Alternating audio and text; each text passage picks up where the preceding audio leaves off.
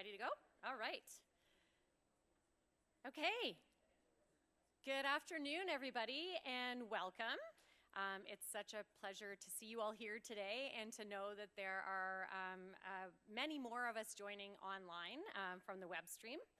On behalf of Women's Health Collective Canada, I wanted to thank you for being part of this first ever session of our new Vital Talks series. Today's conversation, Elevating the Standard of Menopause Care, brings together some of the most thoughtful voices in research, medicine, and advocacy. Women's health is vital to families, communities, and our country's future. These conversations are vital because when we put evidence and lived experience in the same room, we move awareness to action. This series is designed to help change that, to make space for discussion, for new evidence, for collaboration. Vital Talks is about elevating conversations and bringing credible science to the forefront so that we can drive real, systemic progress in women's health. We're proud to launch this series at a time when this conversation in Canada is growing louder, more informed, and more urgent. And we're proud to do this alongside incredible partners who share our vision. I do want to call out that it is very warm in this room, and so if you feel that, then you're in the right room. We're calling this an immersive experience. Thank you, Laura. I wanted to first extend a sincere thank you to our presenting partner and founding partner, Shoppers Foundation for Women's Health, for your leadership and unwavering commitment to women's health across this country. Without you, Women's Health Collective would not be possible today. We're also very grateful for our supporting partners, Vichy Laboratoires, Organon, and Hologic, and our media partner, Healthing.ca, for helping us bring these vital stories and discussions to Canadians everywhere, from coast to coast to coast across the country. Together, these partnerships make this series possible. And more importantly, they show what can happen when corporate partners, research, and nonprofit sectors work together to create meaningful change. I also want to take a moment to thank our panelists, which you will meet, who have generously given their time and expertise today. We have Dr. Ileana Lega, Dr. Nesha Yüksel, Dr. Rachel Olivier, Shirley Weir, and Nyeka Izirike. Thank you for being here and for your leadership and for everything you do for women's health and the advancement of it. Thank you all again for being here for this very important moment for Women's Health Collective and our first step in this Vital Talk series, for showing up, for caring, and for believing in the importance of this work. With that, I'm pleased to begin our program by sharing a short video to acknowledge the land on which we live and work, featuring voices from across the country and honoring the lands and communities we live, work, and gather in. This is a passion piece of ours, and we're really proud to bring this to you today. It's a very special way to honor the territories that we live and work on. So with that, I will hand it over.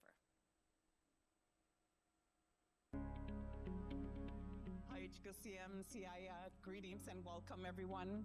As Coast Salish matriarch and elder, I wish to share a very, very warm welcome. We are standing here in the totem poles in Stanley Park in the heartland of the Musqueam, the Squamish, and the Tsleil-Waututh nations, and we share a very warm welcome to each and every one of you across this nation they call Canada.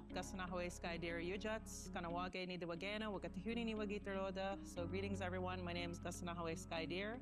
Wolf Clan, coming from Ganawage, Ganyagahaga territory. We're located just outside of Montreal, and we recognize Montreal Jojage as being our traditional unceded territory, the gathering place of many nations. Sego Zewagwego, Governor Nolan Jungyats, Anardaga, Akwizaslona, Dewisni. My name is Precious Words, and I come from the land where the partridge drums. My clan is a family of the snipe, and I'd like to just ask everyone to reflect upon the land that they come from. Tanse, Tibble the Stone Child Nixagasin, Egwane Hill Esquire Pipewad. Hi, my name is Tabitha Kimball. I'm a registered member of the Piapot First Nation, which is located in the traditional territories of Treaty 4. We are gathered today on Treaty 6 territory and the homeland of the Métis Nation of Alberta, Region 4. These are the traditional lands of the Cree, Saulteaux, Blackfoot, Nakota Sioux, and Métis peoples, and a place where many other nations and Inuit peoples have also made their homes. My name is Debbie Eisen. I work at the Mi'kmaq Native Friendship Center in Jabuktuk, Halifax. Jabuktuk is the territory of the Mi'kmaq people. In 1725, the Mi'kmaq signed treaties of peace and friendship with the settlers in the Mi'kmaq that said no land was surrendered, but the Mi'kmaq would help the settlers become accustomed to the land. A land acknowledgement is a reflection of the individual, a reflection of your heart and your mind, a reflection of your spirit, and that place that you come from, the clay and the earth that you're made from. The land is not just the ground beneath our feet, it's a source of health and well-being. Our physical, emotional, spiritual, and community wellness is inseparable from the health of the land, the water, and all our relations. When the land is cared for, people and communities thrive. When it's harmed, so too is our collective health. Because of that, a land acknowledgement cannot be a routine opening line. When spoken only out of obligation, it risks becoming symbolic rather than meaningful. Its purpose is to remind us of our shared responsibilities, to honor the original caretakers, to uphold treaty rights, and to act through our research, our programs, and our daily decisions in ways that sustain the land and the people. We have an attitude of gratitude for all of the elements of creation. Everything that we need for us to sustain ourselves, to take care of ourselves, the medicines, everything grows here in the natural world. So it's important for us to be mindful of that, to give thanks.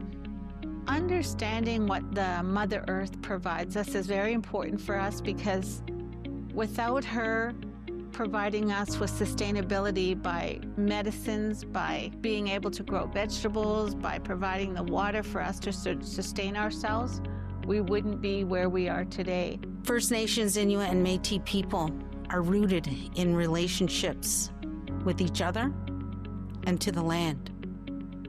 And so we acknowledge the land that we come from and those sacred beings that existed on the land in great civilizations before our arrival. As we advance our work in women's and children's health, may we carry these responsibilities with us to honor the lands we stand upon, to walk with Indigenous peoples as partners, and to ensure that our efforts contribute to a future of equity, respect, and collective well-being. Thank you to all the beautiful people who work right across the nation, lifts up and amplifies the voices of women right across the nation in such a good and respectful way. And we want to share honor and thanks to each and every one who commits to this.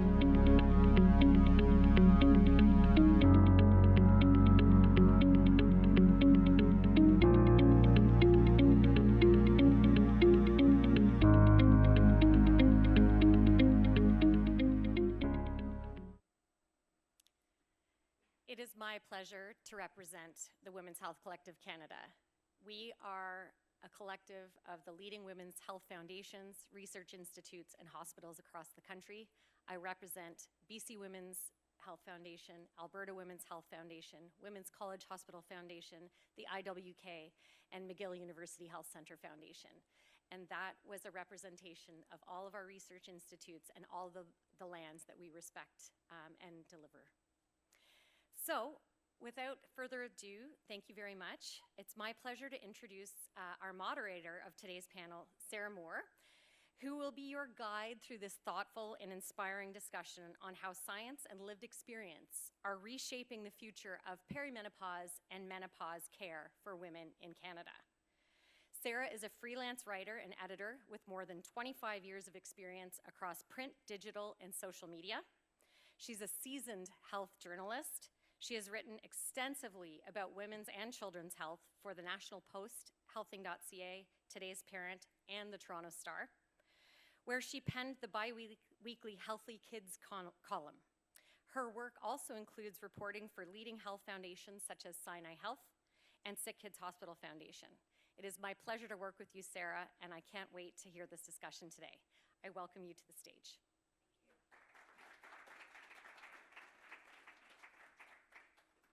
Thanks very very much, Amy.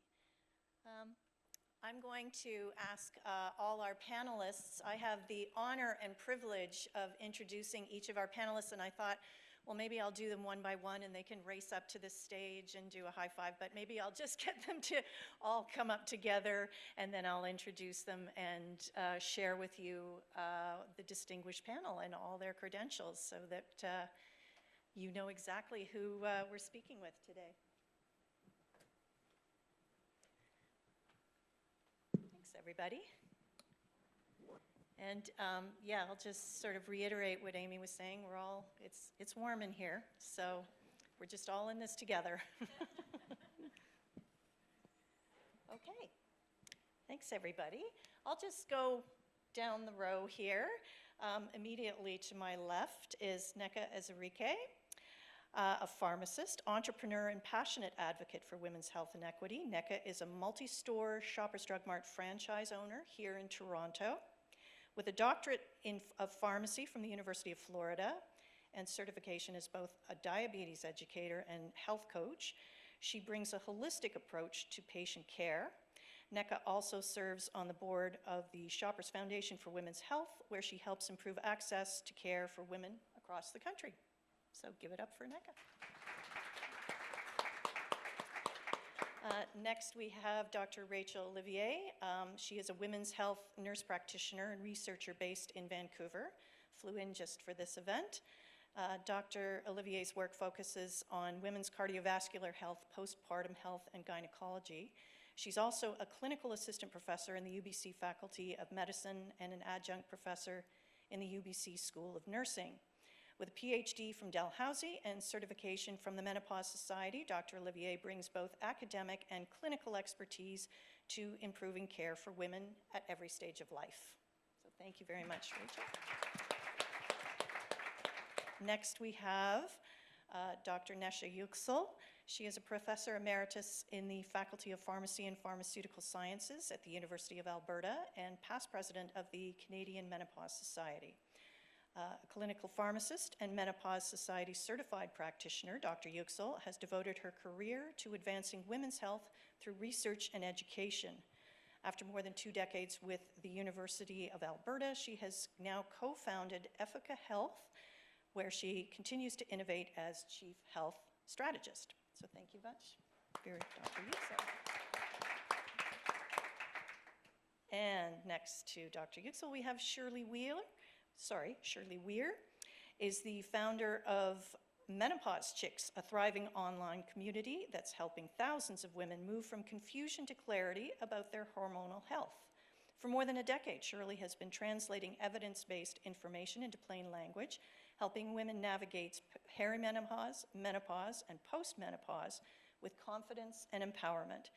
She's also an author, educated, and sought-after speaker, known for her mission to make sure women can talk about their health so fluently that it's impossible to be dismissed. So thank you, Shirley. And finally, we have Dr. Ileana Lega, an endocrinologist, clinician scientist, and educator at Women's College Hospital. Dr. Lega leads research focused on improving menopause care and hormone therapy access and provides clinical care in reproductive endocrinology. She's an associate professor at the University of Toronto and recently co-chaired the Ontario Health Quality Standards on Menopause. Her work is dedicated to translating complex medical information into clear, practical guidance for women navigating midlife and hormone transitions. So thank you very much to all our panelists for joining us today. And before we begin, I just wanted to let everyone know that nothing we discuss today at this event should be taken as medical advice. The information shared here is for general education and informational purposes only. If you have specific questions about your own health, contact your family physician or other certified healthcare provider. And with that, let's do this. One of the things that I thought would make sense for everybody is to have a working definition of menopause. I think there's women welcome some clarity around exactly what we're talking about. So just to sort of set the table and make sure that we're all working from the same definition, I thought we'd start with that. So I'm going to throw that to Nesha. If you could just sort of share with us what we're talking about here. Thank you. Thank you very much. And honestly, it's such a pleasure to be here today. Thank you for all the organizers for inviting all of us here. I'll start with a very quick definition so we can get to all the questions. So menopause basically is end of periods. However, we diagnose menopause looking back. So 12 months, consecutive months without a period is diagnosed as menopause. Perimenopause is the time leading up to that time of diagnosis of menopause, and it's where those hormones are fluctuating, can last anywhere from 4 to 8 years before that final menstrual period, and you're going to hear lots more about that today. Awesome. Thank you so much. Okay, so let's start with what is actually happening to your body during perimenopause and menopause. We're talking hormonally, physically, mentally, emotionally. I know it's a huge question, but I think it's one that is relevant for this conversation, so I thought we'd start there. So I'm going to turn to Ileana to maybe open the discussion about what's going on in your body. So the short answer is a lot is going on. And as Nessie said, essentially when you stop having periods and you stop having your ovaries stop working, you stop making estrogen and progesterone. And that's really what's happening at this time and why so many symptoms arise, but also a lot of health changes arise. So estrogen is a hormone, and there are estrogen receptors all over the body. So as you lose that estrogen, there are going to be effects all over the body. Some of the classic symptoms of menopause start, as we were saying, in the perimenopause. So you don't need to be 12 months without a period to start feeling the effects of this estrogen declining. And so even women in the perimenopause commonly have symptoms. The symptoms really range. So especially in the perimenopause, the symptoms tend to be more related to mood, major sleep disturbances, as well as cognitive changes. So the notion of brain fog, where you just don't remember things as well, sometimes even executive function. So if you have a job where you need to be really active intellectually, you just can't think through some details that you used to. And this is all because of estrogen. Hot flashes, night sweats, those are very common menopausal symptoms that can start in perimenopause as well and can be extremely bothersome and really interact with sleep again. The other thing I think is very important and is often overlooked is that beyond the symptoms of menopause that I've just described, and there are 30, by the way, I just gave you a little brief overview of them. There's 30. also change, 30, and maybe plus. I feel like every few weeks, to be honest, there's a new symptom because this is still a very evolving area of research and medicine. And so I literally, every few weeks, I see, oh, burning eyes, that's also a symptom of menopause. You know, we're still catching up.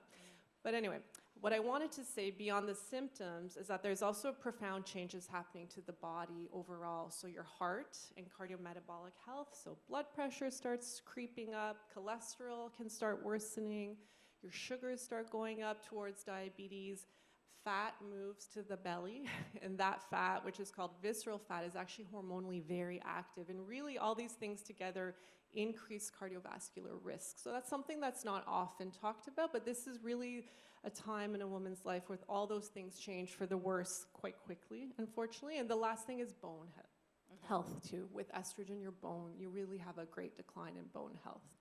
So a lot of changes. A lot of changes, over 30 symptoms. Okay.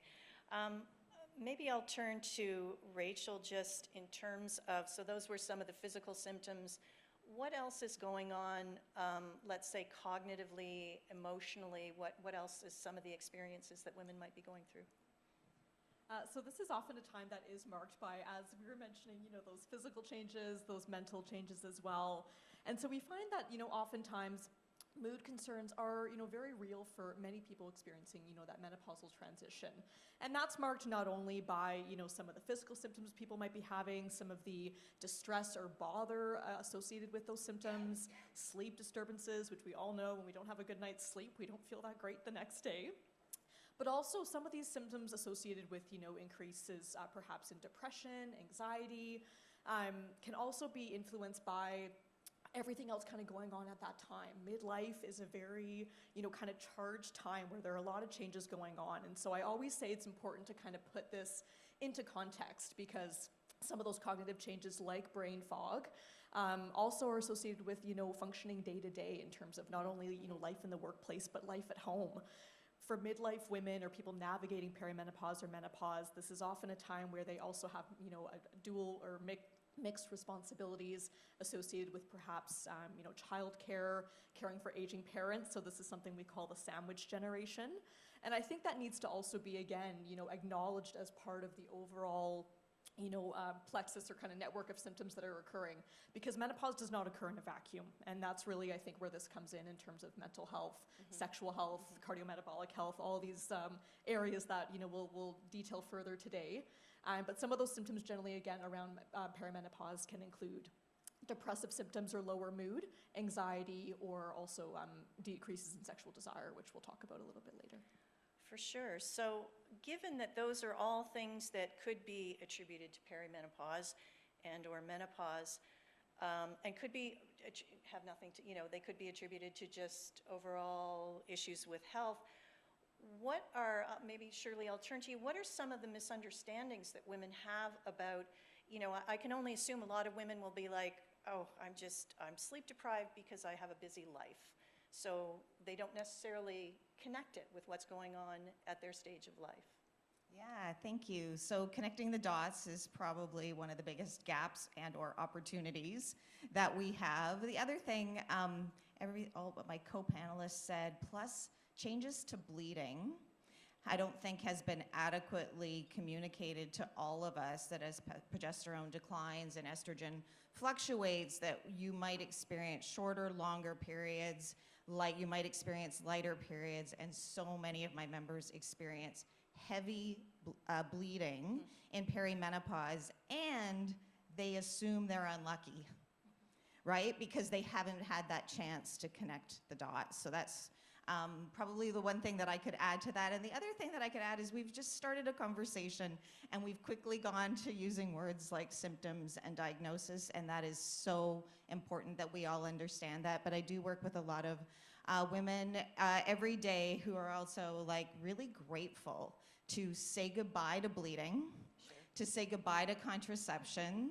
Many of them are saying hello to new careers or running marathons or running for office. And so we are the first generation to reach 50 and have 50 more years to plan for. And we deserve to feel amazing for those next 4 to 5 decades. So while we can, quickly get to a lot of the problems and challenges, which is where we all work every single day, I think it's just really important to begin with a couple of the positives. Yes, bravo. Yeah, for sure. I'm 58, 9 years post-menopause. My last period was in 2016, and I absolutely have no plans to be labeled as a symptom or a diagnosis. Absolutely, yeah, for sure. Very important. One of the things I didn't want to skip over as well is that we've mentioned a couple of from several of you is sleep. And Shirley and I were talking about this just before the conversation started, about just how much, I just kind of wanted to sit with sleep for a minute, because that just seems to be such a huge thing, perimenopause, menopause, postmenopausal. And I don't know, you had a statistic that... Yeah, so sleep, as Dr. Lega said, is one of the first changes that you might notice as progesterone declines, because progesterone is responsible for our mood and our sleep and our bleeding. But 1 in 11 Canadians meet the criteria for chronic insomnia disorder. 70% of the women in the Menopause Chicks community meet the criteria for chronic insomnia disorder. That means if you're driving home tonight and all the cars that you're meeting are midlife women, 7 out of 10 of them are living with insomnia. But that wasn't the statistic that blew my mind. The statistic that blew my mind was that we asked them, what was standing in the way of you where you are now and achieving a successful night's sleep? And 60%, over half of them said, I have to get over the fact that I should solve for sleep on my own. And so we're shooting on ourselves. And if we could just address sleep and put that at the top of the list, I think that, yeah, there would be lots more to celebrate in many ways. Absolutely, yeah. I was wondering if I could just add yeah, something to absolutely, that, and jump in. that's such a great comment about the sleep and perimenopause. And we just had a Canadian Menopause Society conference about a month ago now, so and it was fantastic. So this is really great that we're having this session now. And so we had a really great speaker, Dr. Black, who talked about perimenopause. And one of the things that she said about perimenopause is, let's relook at perimenopause as a sleep disorder, because so many of the effects of what's happening is because of sleep. The mood, all of the other cognition, brain fog is because of sleep, on top of if you already have insomnia and disorder already on. So it can layer on that. The other comment I want to make about perimenopause is that symptoms can start even before a period changes. So you may have symptoms, no period changes, and it's just regular periods, or you may just have, heavy menstrual bleeding and irregular periods and no symptoms, or you may have both. So just to kind of rethink of the definition, because at one time we thought perimenopause was when those menstrual cycle changes happen, and the symptoms can happen way before that. Can I add something? Yes. And I just want to add 100% everything you said, but another thing I'm starting to realize is that not everything is menopause or perimenopause. Sure. And so the example with the heavy bleeding and perimenopause is a really nice example of that, because when you have heavy bleeding, as women often do during perimenopause, because of that blood loss, you become iron deficient. And the symptoms of iron deficiency overlap very closely with perimenopause.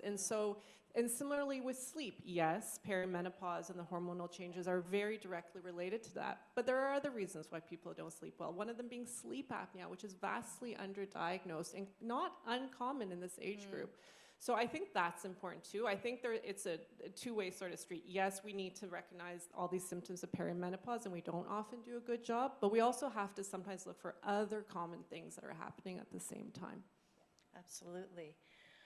As we're sort of talking about the whole body and the various aspects of how menopause is, we've talked about bone health, we've talked about mental health, we've talked about sleep.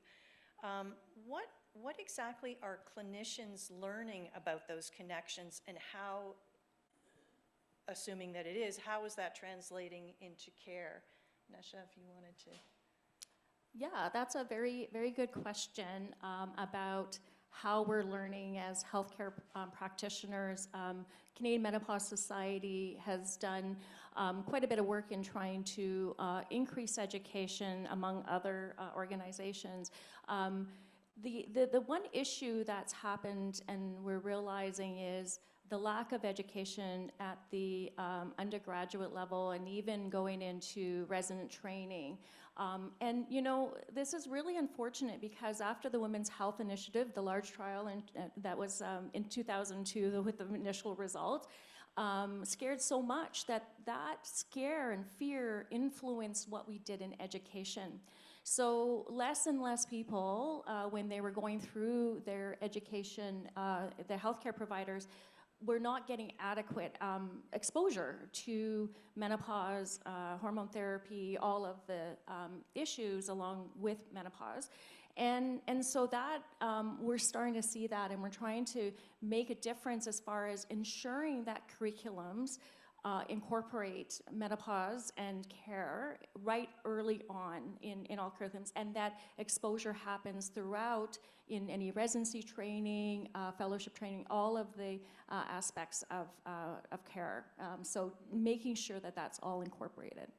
Right, so I like what you're saying about, like, at the undergraduate level, like, it has to start right on the ground, so that, by the time, we can change. Because I think a lot of women, they go to their physician or their primary healthcare provider, and they have all these symptoms. They don't really know what to suggest is menopause, and what might not be menopause, might be an iron deficiency. Plus there's stigma as well. They are a little reluctant to even go there. And Nneka, I'm going to turn to you for this. What are you finding women are saying about having those kind of tricky conversations with their healthcare providers? So I'll start with some of the contributing factors to the stigma and the cultural attitude that are preventing women from having these conversations and seeking help. And I think the first thing is that menopause has historically been seen as a taboo topic, framed around that's something private, even shameful. And so it's also linked to negative stereotypes about loss of youth or vitality or productivity. And similar to what Nesha said about lack of training or medical dismissal, there are many healthcare professionals that don't have the training or have limited training with menopause. And so as a result, patients are often told their symptoms are normal or something they have to live with, rather than being offered evidence-based treatments like menopause hormone therapy, lifestyle support, or counseling. And when you look at this through an intersectional lens, this impacts particularly racialized women who may also have systemic barriers to healthcare. And the last thing I wanted to touch on that may also be a contributing factor is the gendered expectations and internalized stigma. So many women feel like they have to power through discomfort without complaining, especially in caregiver or professional roles. And so this makes it hard to advocate for accommodations at work or even just acknowledgement of what they're going through. So that's just a few contributing factors that I think make it difficult, but going above that, I think there are ways that we can make the conversation easier and more inclusive. Just to touch on a few things, I think just what we're doing today is normalizing open dialogue.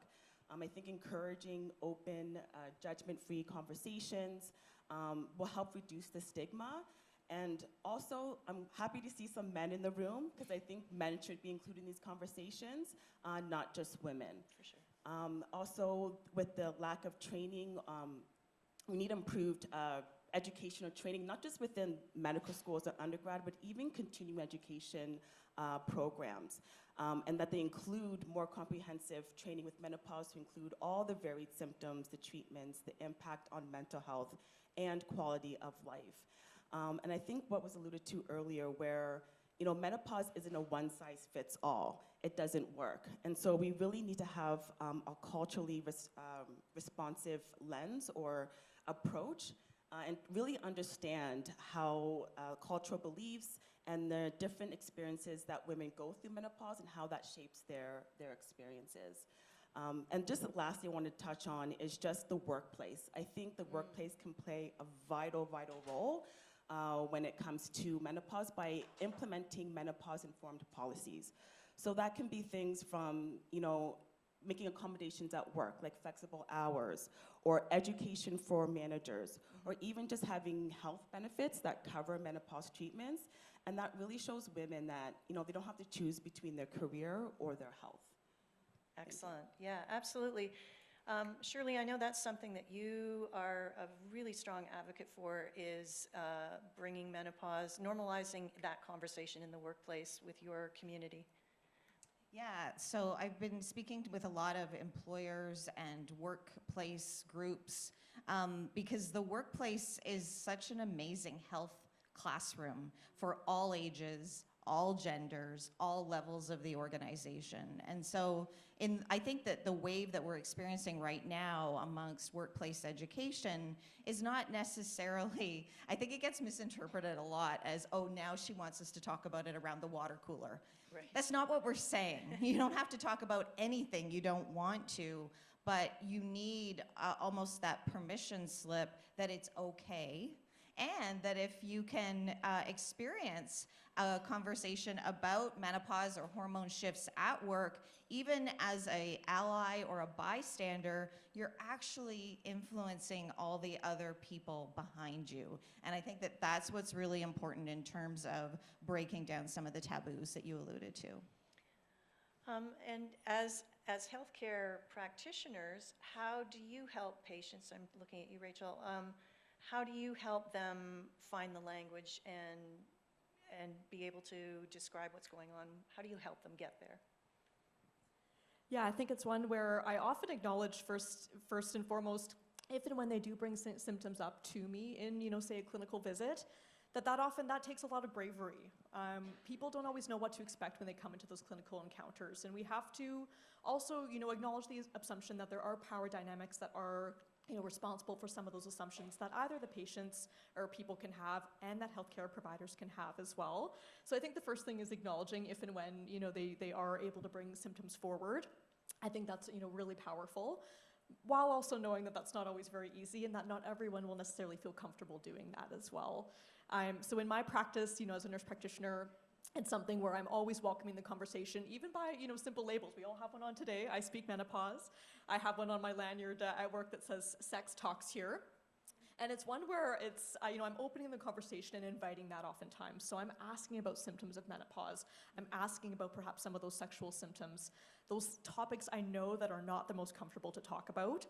And by inviting that conversation, we therefore normalize it. We say this is, a valid concern, and there's also something that we can do to help as well. So for healthcare providers, it's one that is, I find is still very individual. Everyone will have their own approach, their own values and beliefs, which I think are important to be aware of, their own biases as well, that I think are important to, work around and unlearn. But with that, it's very much about being the one to bring the conversation forward and normalize it as part of routine healthcare practice, no matter the setting, and really having that individual comfort as well, because we can't care for things that we don't know how to talk about, and that's where we bring about change, is by starting those conversations. Liliana? Yeah, if I could add, I absolutely agree. And what I've noticed not infrequently is, of course, I always very proactively ask about symptoms. But sometimes I need to nudge women to admit that the symptoms are bothersome to them or disruptive. Sure. So Yeah. they'll very objectively be like, oh yeah, I wake up 3 to 4 times a night. Oh, I have about 20 hot flashes a day, but it's not so bad. And I say, really? And I give them permission, and I try to sort of walk them through how, there's no one judging you. Like, to me, objectively, waking up 3 to 4 times a night is really suboptimal. It's not good, and it doesn't have to be that way. And sort of give them the space and understanding that, it's just to not dismiss their symptoms, which very often they do. And I try to explain to them that, again, and part of it comes from the misconception about the safety of treatment. Sometimes they feel like failures if they need to treat their menopause. There's all sorts of different things at play, but beyond being proactive, I try to really also help them see that sometimes they need help seeing that the symptoms are really quite impacting their life, and that I can help them with. And I think that's really common about women in general. And you see that with mental health as well, right? We don't want to talk about any weaknesses. We don't want to share any weaknesses. And menopause is so many different symptoms and effects that you just like, no, I should be able to function. I should be able to do this. My mom did it. Why can't I do it? And so that wasn't always shared at a time. So, and that's beautiful about letting the discussion happen, validating symptoms, and also expressing, just allowing some openness to kind of share and so I think that's wonderful. So this group of clinicians obviously is very open to this conversation, but I think sometimes women will come up against their concerns are dismissed or put down to something else, like let's do a blood test and make sure it's not iron deficiency, or scale back at work and then you'll sleep better, or whatever the dismissive comments might be. How do we help, I'm going to ask Shirley and Neka this, but how do we help women find, push the envelope a little bit and advocate for themselves and, get the answers they deserve? Curiosity is the number one thing that's missing. I was thinking about this morning. I was thinking about what is an analogy of another health professional that we might engage in. So if I was meeting with a lawyer or accountant who was billing me $500 an hour, I probably wouldn't go to that appointment with a complete blank slate about what is happening. I would probably do a little bit of work and then leverage that education, experience, and expertise of the professional to help me make the best legal or financial decision that I need to make. The same thing needs to happen with our healthcare professionals. And so often I will hear women complain, why didn't my doctor mention that to me? Why didn't they bring it up? And I'm like, why didn't you bring it up? And it's a tough sell for me to tell my peers and colleagues that really we are in the driver's seat of this movement, and it will change when we change how we get informed, how we speak about our experiences. SPEAK is actually an acronym that stands for changing how we show up at our health appointments, and it was born out of a report from the BC Women's Health Foundation called inherwords.ca, which showed that over half of women leave their health appointments feeling dismissed or disappointed. That is terrible. The number is even higher for Indigenous women and women of color. And the top 2 reasons for their health visit in the first place was menstruation or menopause. And when I was in a room like this when those results were announced about 5 or 6 years ago, and everyone did kind of what we did a little bit here, which is, oh, we need more doctors, or we need to educate more doctors, or we need to change curriculum. And I'm like, yes, yes, and yes, but what can I do? And what can we do? So one of the ways is just make sure that you understand what's on the menu before you go into your health appointment, the same way you would before you go into a restaurant or go out for dinner. And that will help move that conversation to a place where you feel like you're making the health decisions right for you. Absolutely. Neka, how do you help people who feel like they're being dismissed or they're not being heard? Yeah, so echoing what Shirley said, I think women need to be informed. There's a lot of misinformation out there, especially with social media. And so I think it's informing them, referring them to credible resources, whether it's online. I think that's the number one. Like, information is key. There's lots of credible resources that are free for women health professionals, the general public, that they can use and be informed. And one resource that I really like is the MQ6. It's a simple questionnaire that women can use. It's 6 questions that they can just fill out, and it can start the conversation for their healthcare provider and help them just be a little bit informed about what's going on in their body and how to address the conversation. Absolutely. Well, let's talk a little bit about resources and where to turn. I feel like the conversation has certainly opened up, and we're talking about midlife and menopause and perimenopause more. So the conversation is certainly out there, but there's also sort of a glut of information. And so how do you wade through what's actually evidence-based and what is actually going to help? And Nesha, maybe I'll start with you about what resources are available that women can trust. That's great. Yeah, thank you. And actually, there are quite a lot of good resources. The MQ6 is a really great resource that was developed by a colleague of mine, family medicine, Dr. Goldstein. And it really helps you go through as far as what kind of symptoms you may have, but also what options there may be. And there's a section for women that they can go in, and you can go in and just get that information. Take that even to your primary care provider, your family physician, and help have that discussion. There are some really great resources, information on the Menopause Foundation of Canada has some great resources as well. They have a symptom sheet now that you can record your symptoms, and that could be, you can take that in and have that, start that discussion. Canadian Menopause Society, we have some good resources, as well as the Society of Obstetrics and Gynecology, SOGC, has a menopause hub that has some very, very helpful resources to kind of help understand what kind of symptoms you may have, but also what management, what kind of options are there, and risks and benefits of things like hormone therapy. The Menopause Society, used to be NAMS, great resource as well as the International Menopause Society, are all great places to go for some evidence-based types of information. One interesting thing with the International Menopause Society is they, every year with World Menopause Day, which is October 18th, it was just happened, and World Menopause Month, they usually come out with a white paper. And this year, they're focusing on lifestyle measures and to help with menopause as well as other risks. And I would refer you to their website for some good information on that. Can I just highlight that Nessie didn't mention TikTok or Instagram? Very good one too, Instagram. Right, sure. No, and I think that's really important because so many women come in, again, looking for information, which I credit them for, sure. but and citing Instagram.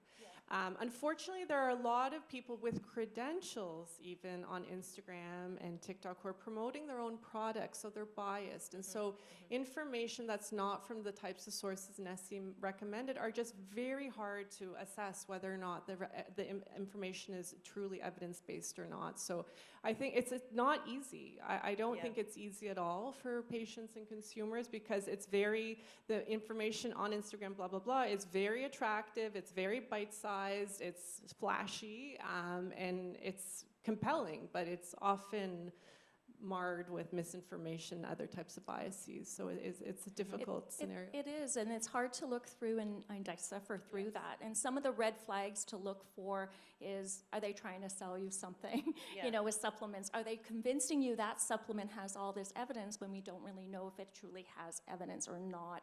Who are the resources that are promoting that? And really, where are the studies being done that are, that they're saying and quoting? So there's a lot of good tips that you can take in kind of how to go through that. It's so massive right now, and it's hard to decipher through that information, very much so. There is a lot of, your algorithm is going to change tonight just simply by the fact that you're here. So this is a problem that we all have to solve. There's a lot of bad information. There's also a lot of good information. So how do you discern? What I teach, or what I've found to be the ticket, is that if we can learn the roles and responsibilities of our hormones when cycles are regular, it puts us in the best possible decision, or best possible position, to make the best health decisions for ourselves when cycles are no longer regular. And some of the biggest gaps that I see there are not understanding what estrogen and progesterone, the role that it plays in our cardiovascular health or our bone health, and the roles for, the opportunity that we're being invited to prevent osteoporosis. For my own mother, it was chronic, reoccurring UTIs, and no one connected the dots for her in terms of the role of estrogen, and when that's gone, how that would impact her quality of life in her later years. So that is, if there's anything that you can do online tonight, it is to recognize that maybe you can invest in understanding the roles and responsibilities of estrogen, progesterone, testosterone, cortisol, sleep. I mean, I can give you a much longer list, but if we start there, then it will allow you, as you're scrolling, because we all do, to be like, oh, this is worth stopping on, or this is worth unfollowing.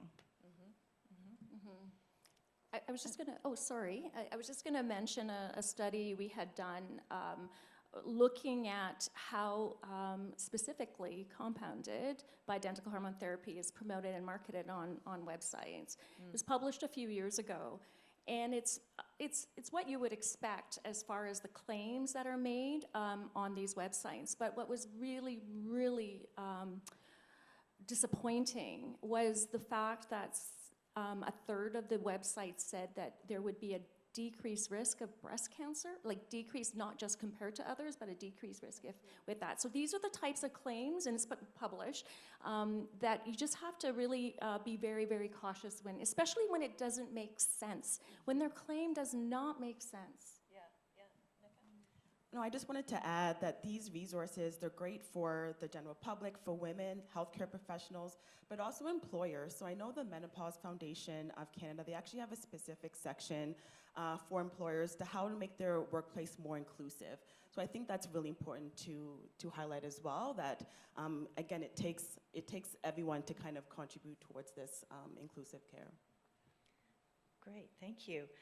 I wanted to, we're going to open it up to you folks shortly, but before we do that, I did want to ask each of the panelists when we're talking about elevating the standard of care right across the country, what does that look like? What needs to happen so that women from coast to coast to coast to coast get that, aren't dismissed, get the relevant information, are able to find the guidance they need, and from that's evidence-based and it's information they can trust? And maybe I'll start at this end with Ileana. Yeah, so that's a big question. I mean, we just here in Ontario published Ontario Health Quality Standards on Menopause Care that is trying to do just that.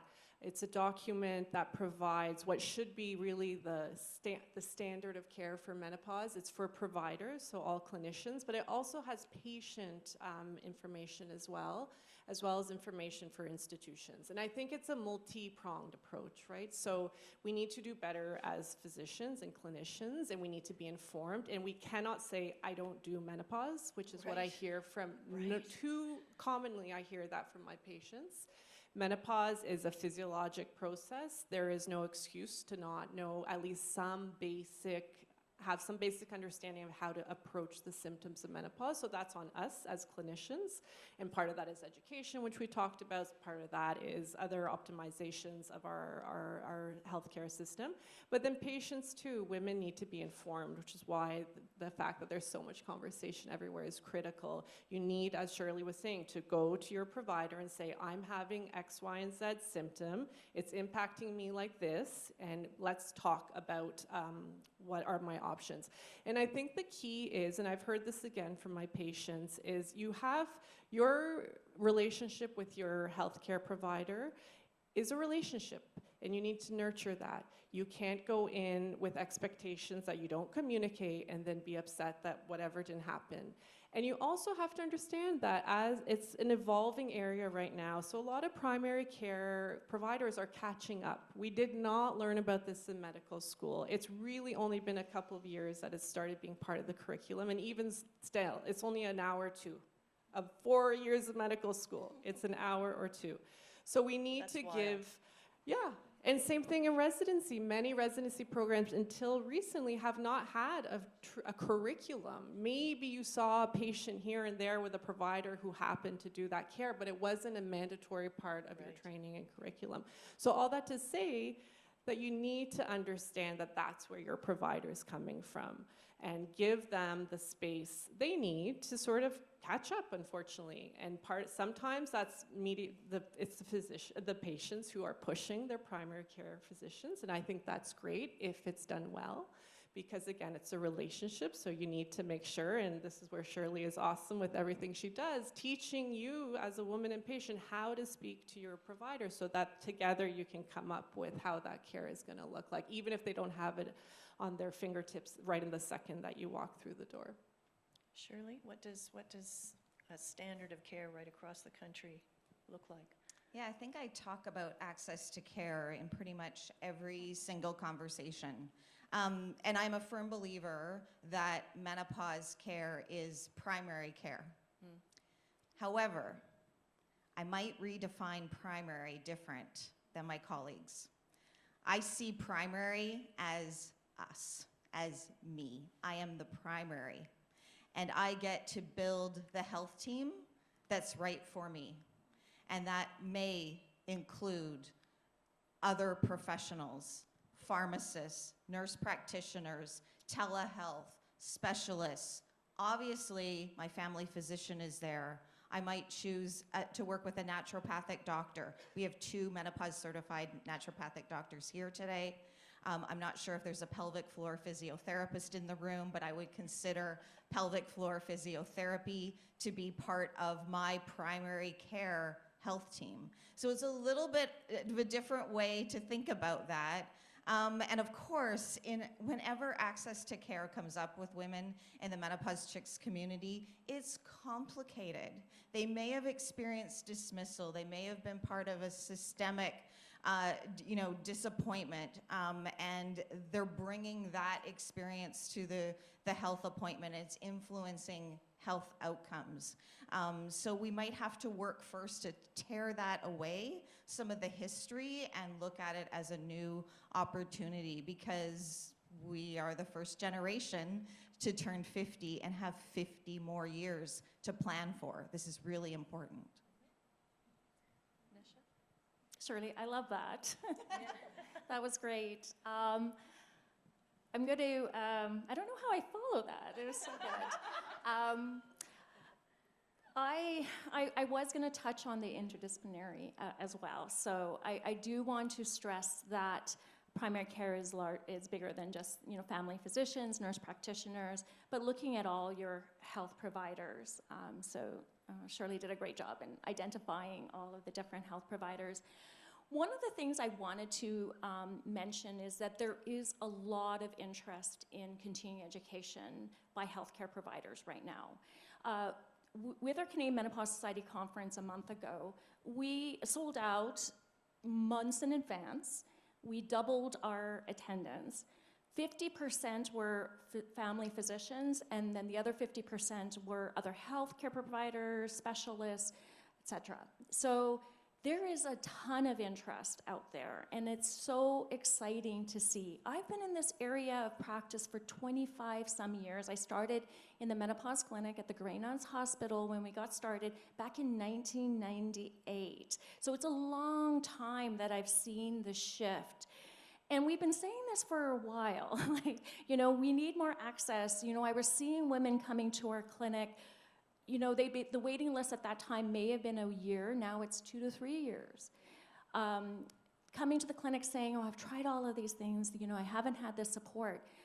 We're still seeing the same thing, but there is interest. More people are talking about. There are more articles in the media than ever before. Didn't used to see that. It is so validating to have more and more information. That will change access. That's going to change how we do things. That's going to change our narrative and openness in discussing that. So there's a lot of positive, but we still have places to go, and especially in the workplace and understanding and making more awareness, and there's a lot of work happening there with the Menopause Foundation of Canada.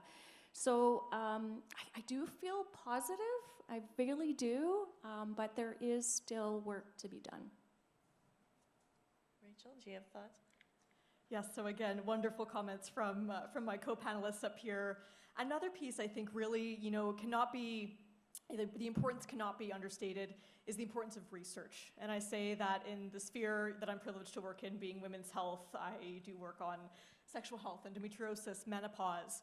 With all of these topics, research is part of how we come to understand not only the individual experiences, but how varied those can be as well. And when it comes to women's health research, this has been, an area in many different, subspecialties that's been long under-researched. Up until the mid or early 1990s in Canada and around the world, women were in fact excluded from medical research studies due to a few reasons, but largely thought that, menstrual cycles or pregnancy would interfere with the rigor of the study.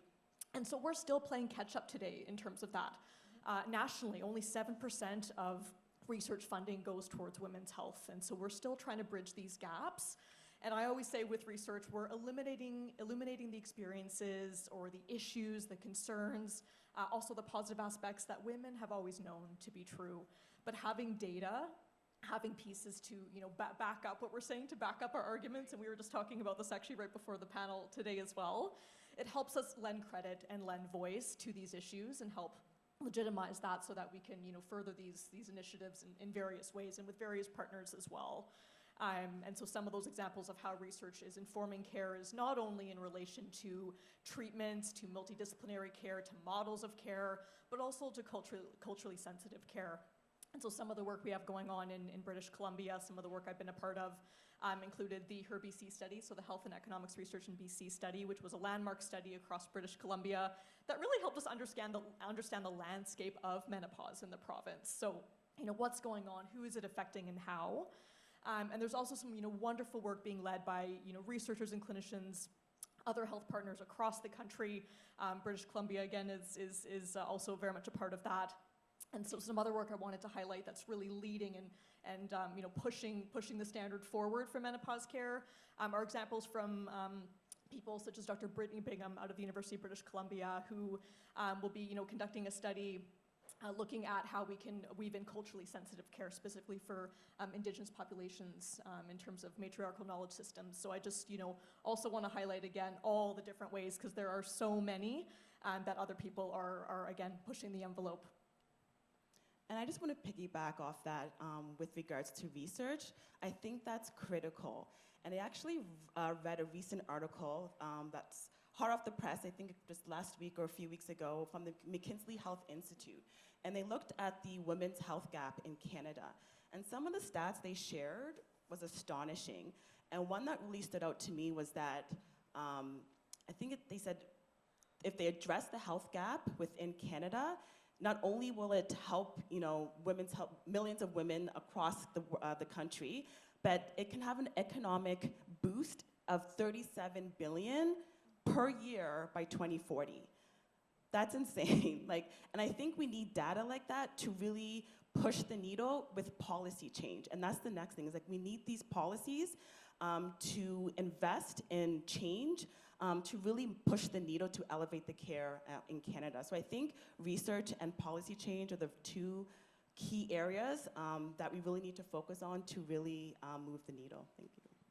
Thank you for that. I couldn't agree more. That seems like an excellent place looking towards the future to start wrapping up this conversation. However, we did want to throw it out to the audience to see if any of you had questions for all of our panelists, one of our panelists, and I see a hand shoot up way in the back there.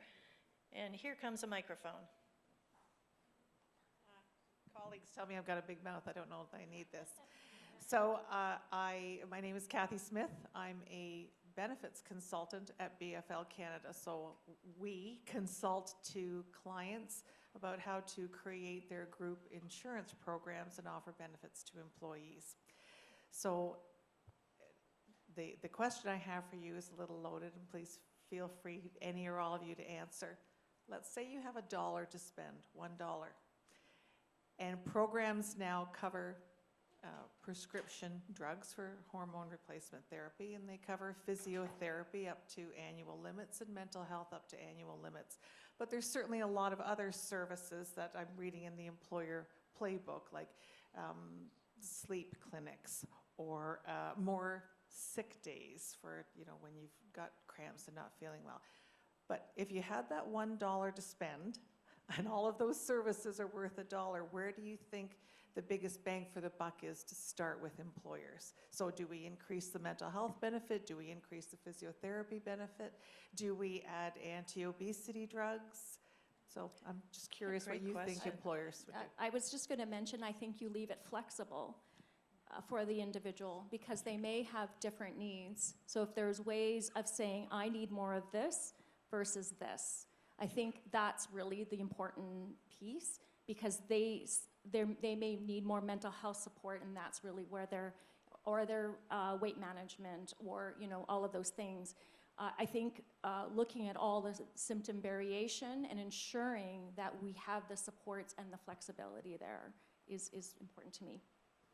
Well, Kathy, I'd ask for $2. $1 to prioritize sleep for every employee, and the second $1, bring in a technician to the boardroom or the lunchroom, test everyone's ferritin level, and make sure that your employees can understand that if they're experiencing fatigue, exhaustion, hair loss, and the other things associated with iron deficiency, that there's a quick and easy fix for that. And I love that you brought up, earlier on in the discussion about how a lot of things get thrown into the menopause bucket, and there are a lot of experiences that are menopause adjacent. And I worry that in the workplace, we might quickly toss everything into a bucket and label it menopause and forget that sleep and iron deficiency could be the two things that contribute towards improving our economy by billions of dollars. Excellent.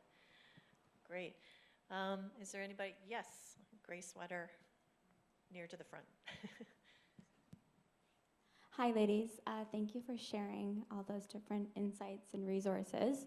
I'm even more curious, but I'm really curious about figuring out the gap of just symptoms of depression or low sex drive, and how is it just that, or maybe it is a menopausal symptom? Who wants to go for that? I think I think the key really is having a practitioner that can look at all of those pieces.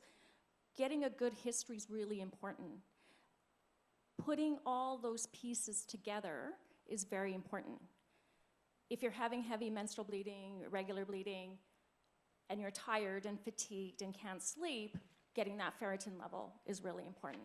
So having practitioners or clinicians that can understand those pieces is very important. And then also, as Shirley's mentioned before, is getting your own knowledge to know where those pieces would come in. I definitely agree. And I think when it comes to those pieces, it's important that they be assessed and addressed sometimes step by step. So sometimes I have people come into my office who are having menopausal symptoms and they want like all the treatments all at once. And really, for example, if there is a role for hormone therapy, but there's also issues with libido and sleep, first let's try the hormone therapy that is appropriate for you and see if when we fix many of the symptoms, some of your other symptoms might get better too. And so similarly, there's a step-by-step approach in general, and sometimes, even as providers, we need to be patient because sometimes we want to fix everything, and it's better not to do it like that. I was going to say something else, but now I lost my train of thought related to that. I can't remember. Sorry. I also agree, and just to add a little bit more there, I think it's also important because it's often something I call kind of the million-dollar question a little bit of, what is menopause, what might be something else. So also important, as we were alluding to prior, before a little earlier on in this panel, is degree of bother and degree of interference in terms of quality of life and daily living. Because, for some people it can be difficult to assess, and that's why, access to a healthcare provider is so important, so that those, issues can be further assessed, appropriately. But for example, anxiety or mood concerns, how do we differentiate between low mood and if this actually might meet criteria for a diagnosis of depression? Or on the flip side, for many people, they might be experiencing sexual health issues, for example, but they're not necessarily bothersome to that individual. So again, all tying back to what's been said already, the individualized care, the access. But I think that's another important piece for people to consider if they're kind of, having difficulty assessing, okay, is this worthwhile bringing up to a healthcare provider? It is, your concerns are valid, and do warrant further assessment and guidance. Okay, I think we'll take one more, and then we can all stand in front of a fan. Yeah, go ahead.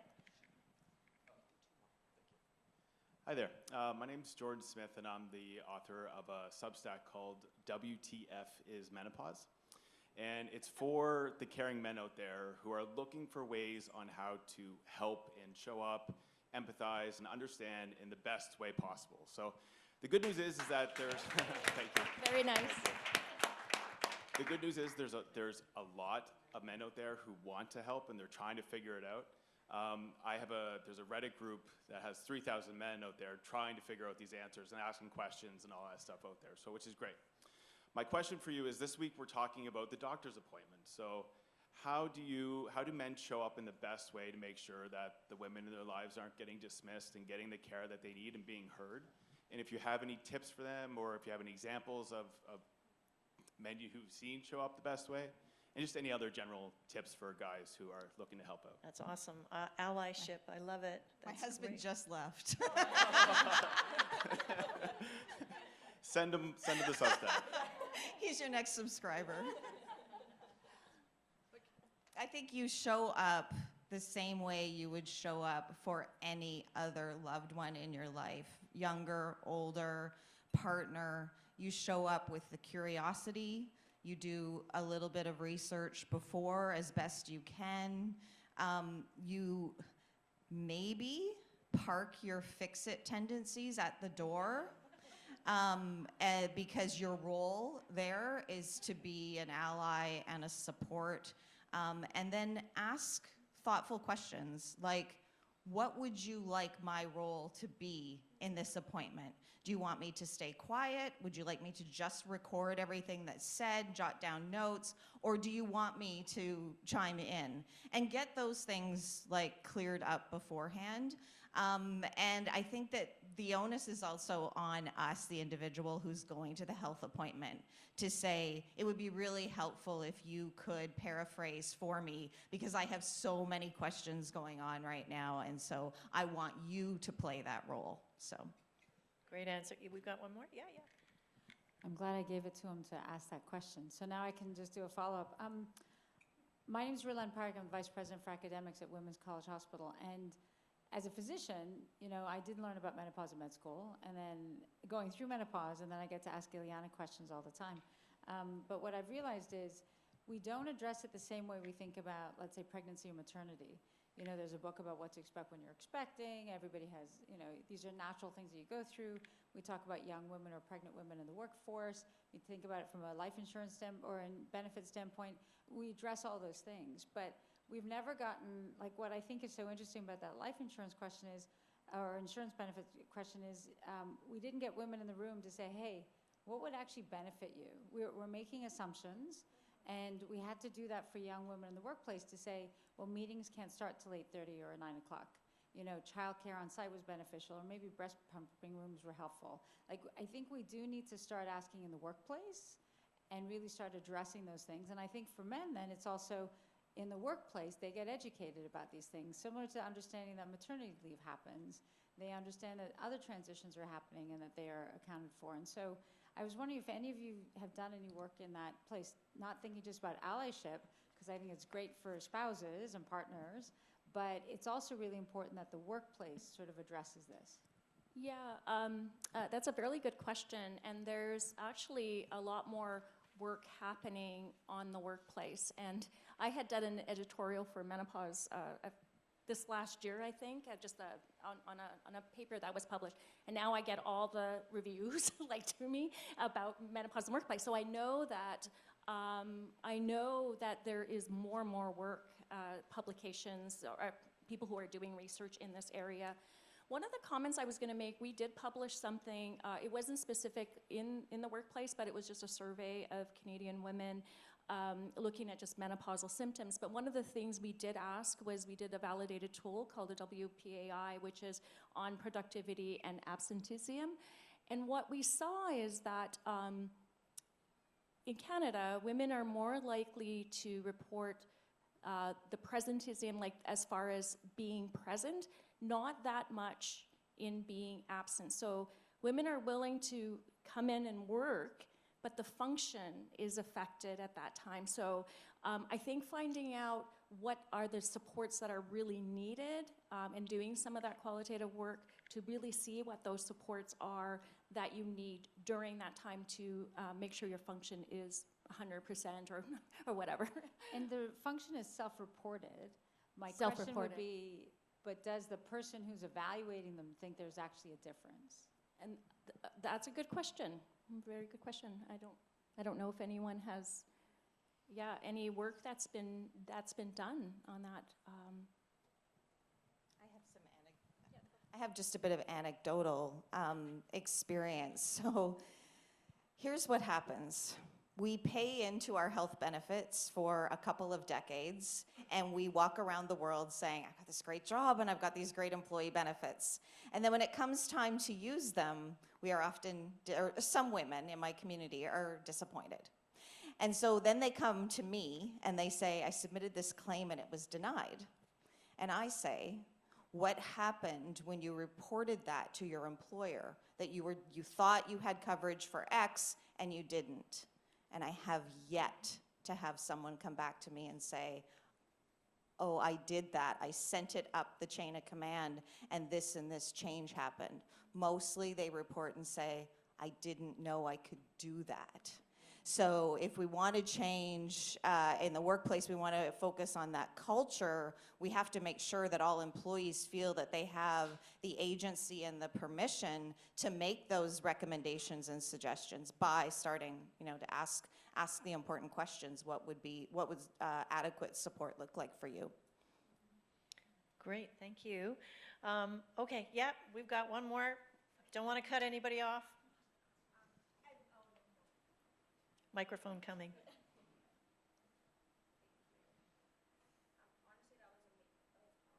Oh. Hi, okay. Honestly, that was such an amazing, I want to say knowledge session as somebody who is fortunately or unfortunately slightly far away from that stage. That was so much really valuable information that I'm quite lucky to be able to take back to some people I know.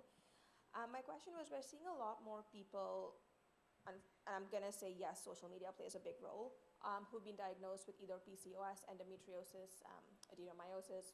I have 2 of the 3.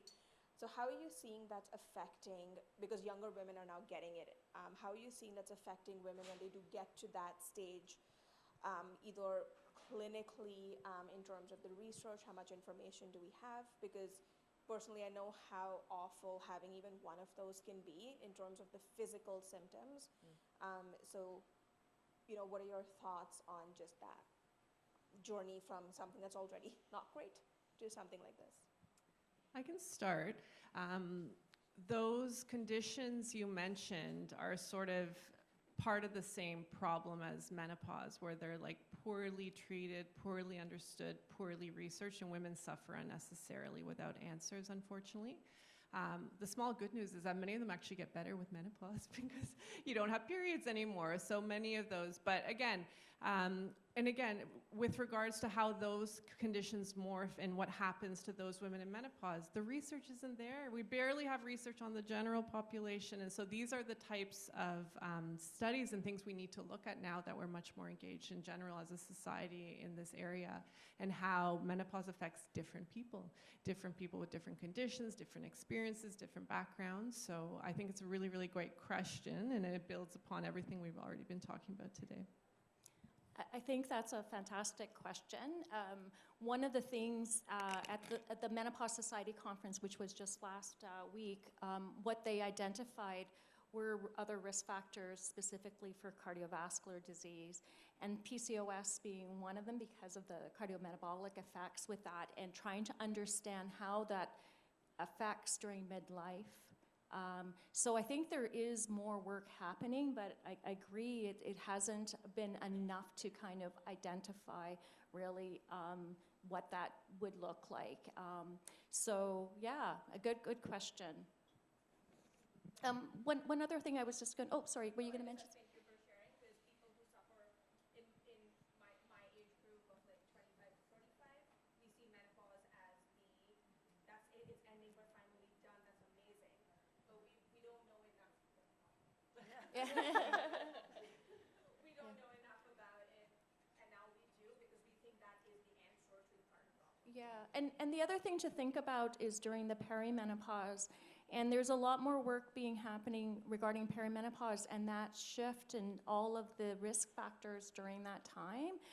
So it's a good question about that. The other aspect that's really also being identified is the mental health and the impact of previous issues with reproductive mental health, in the sense if you've had postpartum depression or history of PMS, those are going to be potential risks for those hormone shifts during the perimenopause, and being able to identify those. So there are things that are trying to bring awareness. Quick story. My daughter is 22. She's convocating tonight. She has PCOS. She came to my office door when she was 17. I was already doing this work, and she said, hey, my period's gone missing for I don't know how long. And I very quickly said, yeah, you're an athlete, that happens. But then the light bulb went off, and I realized she's not ovulating. And the decisions that we made then will impact her, potentially, future fertility decisions, should she decide to go there. So I'm making a conscious effort to actually not to define menopause as the end of periods, even though that is one of the guideposts for us, but to define menopause as the end of ovulation. And for most of us, we don't know until we've gone 12 consecutive period-free months without a period. But if we begin to focus on ovulation and what causes ovulation, which is estrogen, the text message to our ovaries, and progesterone production, now we can then start raising awareness of PCOS and other conditions that are related to ovulation. Just to add to that, there was a really great presentation at the Menopause Society focusing not like how much extra functions the actual ovaries have beyond ovulation. So they talked about ovarian aging, which is, stop of ovulation, but there's also reproductive aging and effects on other parts of the body. And so that's a really good point, is not just the end of periods, but there could be other effects to be considering. Yeah. And I think I'm going to use this as an opportunity to wrap up, because I did want to say thank you to all of our panelists for all of your input today and for flying from all over the country to be here, or from Women's College Hospital. If you found today valuable, this webcast will be packaged up as a video that is shareable for all of our partners and all of you to your friends. It will be on our website as well. But I would be remiss if I didn't mention the next episode for us is actually very topical and very tangential to what you guys were just saying, which is the hormonal journey from menstruation through to postmenopause. And I think, as we're starting to try and advocate and start to push women to have these discussions and know more about your bodies earlier and younger, it's important that we start at 9 years old, because that's when girls are starting to menstruate now, and that's when these hormones are starting to take an impact on your life. I just spent 2 days with the author of the McKinsey Health Study Report, and the reality is you only have 10 years of hormonal regulation in your entire life as a female, which is astounding. And it also tells you what a roller coaster you're about to go on. And if you don't know these things, and you don't know the markers, and you don't know what to look out for, then you're in for a rocky ride. And you need to be able to advocate for yourself. You need to, get ahead of the curve, book appointments with gynecologists sooner, so that when the time is necessary and you're in dire need for it, they're already lined up. We need to get ahead of this earlier, and we need to set the next generation of girls and women up for success. And that's exactly why, WHCC is putting on these events, bringing you expertise and thought leaders forward so that we can educate the next generation. The research gap is vast. The investment in research is 6.9% in women's health. And if you take cancer and oncology out of that, it's actually 2.5%. And so we need to close that gap. And, it was said earlier, it's a $37 billion opportunity to the GDP for Canada. We are a G7 country, and we rank 95th out of 100 countries in the world for women's health, and it's not acceptable. Not acceptable, and we need that to change. And that's what our course is for WHCC. And so I hope you found this valuable. I hope you share this. I hope you follow our newsletter. I hope you come to the next. Our third installation will be on that economic impact study, and it will be centered around how to support women in the workforce. Because women being productive is an economic value to the economy. And when women are healthy, families are healthy, communities are healthy, and countries are healthy. And that's the most important thing. End of story. So thank you very much for your time today. Thank you for coming, and I hope you'll come back.